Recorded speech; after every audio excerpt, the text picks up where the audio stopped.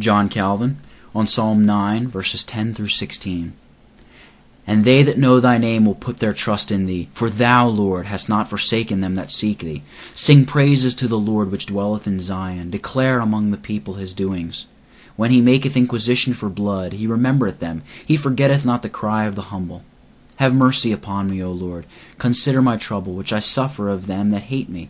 Thou that liftest me up from the gates of death, that I may show forth all thy praise in the gates of the daughter of Zion. I will rejoice in thy salvation. The heathen are sunk down in the pit that they made. In the net which they hid is their own foot taken.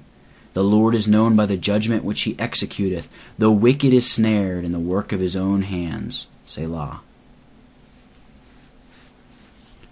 Those who know your name will trust in you. When the Lord delivers the righteous, the fruit which results from it is that they themselves, and all the rest of the righteous, acquire increasing confidence in his grace. For unless we are fully persuaded that God exercises a care about men and human affairs, we must necessarily be troubled with constant disquietude. Where there is no godliness, there is no sense of the works of God. David attributes to the faithful the knowledge of God. Many take the name of God simply for God himself, but something more is expressed by this term. As God's essence is hidden and incomprehensible, his name just means his character as far as he has been pleased to make it known to us. Sing praises to the Lord. It is not enough for persons to honor and reverence some deity indiscriminately or at random. They must distinctly yield to the only living and true God the worship which belongs to him and which he commands. Let us be fully persuaded that wherever the faithful, who worship him purely and in due form, according to the appointment of his word, are assembled together to engage in the solemn acts of religious worship, he is graciously present and presides in the midst of them. For he who avenges blood remembers, he does not ignore the cry of the afflicted.